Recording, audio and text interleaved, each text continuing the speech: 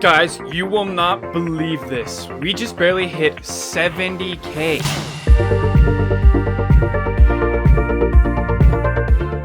Today's video is going to be about Michael Jackson himself. Now, before this video begins, I would like to make it super clear that I do not hate Muzan.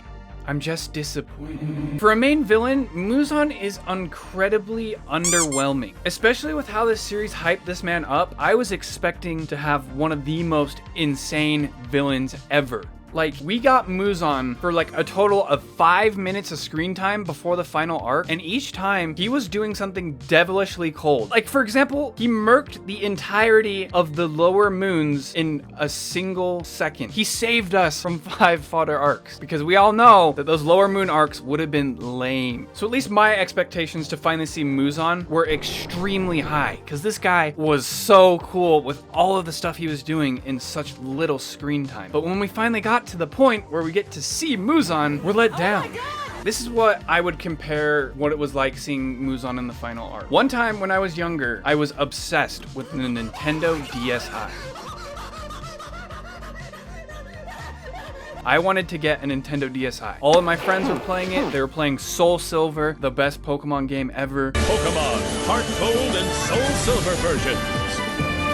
And so I decided, you know what, I'm gonna ask my parents, because I'm a broke little 12-year-old who has no money. So I asked my parents, I'm like, parents, please get me the Nintendo DSi. And a couple months later, my birthday rolled around the corner and I received a box. And this box was shaped and had the weight of what a Nintendo DSi box would feel like. So I was excited. I was ecstatic. I was like, I'm finally gonna get that DSi. I'm finally gonna play Soul Silver. And I tore into that wrapping paper, and what I found was a Leapster. Now, you might be thinking, what the fuck is a Leapster? A Leapster is a handheld console that only played educational games, meaning I got to play 1 + 2 = 3 and games like that. I mean, there were a couple fun games, like they had a racing game, but it wasn't a Nintendo DSi. I got a handheld console, but it wasn't a Nintendo DSi. So I was extremely disappointed, and this is what it felt like to finally see Muzan. Like, Muzan's final form was great. I thought he looked insanely cool. At least that delivered. For a final villain, he looks like a final villain. He looks like a Final Fantasy boss. Now, in terms of writing, that's where it gets a little underwhelming. Muzan is basically evil just to be evil. I'm so evil, I smoke cigarettes. That's about it. That's as far as his writing goes. And his motivations as a villain are literally just, I want to be able to walk out in the sunlight, but I'm also evil. It's like, what?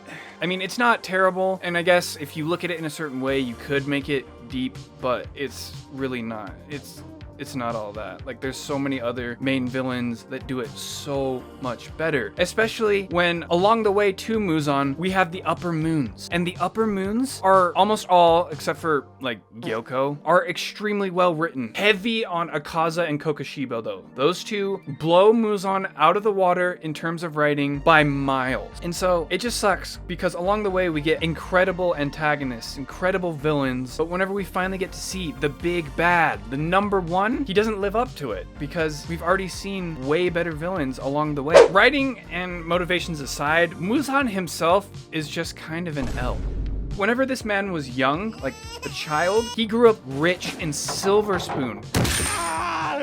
It's not a liquid! And had a personal doctor because he grew up with this life-threatening disease. They said that he couldn't live past 20. And so his family had this personal doctor that came to take care of Muzan, essentially. And the doctor made this serum. It's the only thing that was helping Muzan's condition get better. But this serum was made from the rare blue spider lily flower and took a long time to make and to find the flower. And so Muzan himself, like the dumbass he is, killed the doctor because it was taking so long. He threw a tantrum and killed the only person capable of curing him of his disease. He also was probably the only person that could have prevented all of this demon stuff and all of this death. And Muzan killed him and then proceeds to spend the next 1,000 years trying to replicate the serum and find the blue spider lily. You know how dumb Muzan is? That right there is a whole ass L. And it doesn't even end there. Muzan himself is insanely wrong. Him alone, when he's healthy and not poisoned, could have eradicated the entirety of the DemonSlayer core by himself, but he's a coward. Bro literally took one L his entire entire demon career. Yoriichi handed him a big fat L, literally clapped him up, literally just destroyed this man to hide in the Infinity Fortress for the next 1,000 years and create the Upper Moons and have the Upper Moons do all of his dirty work, because this man was so afraid the ghost of Yoriichi, or Yoriichi 2.0, would appear and kill him. Like, that's how scared he was. Even with the amount of strength this man had, he was still too scared to leave the Infinity Fortress. But now that I think about it, some of his concerns were valid because, you know, Yoriichi 2.0 did come around. Muzan isn't terrible. He's just a smooth criminal.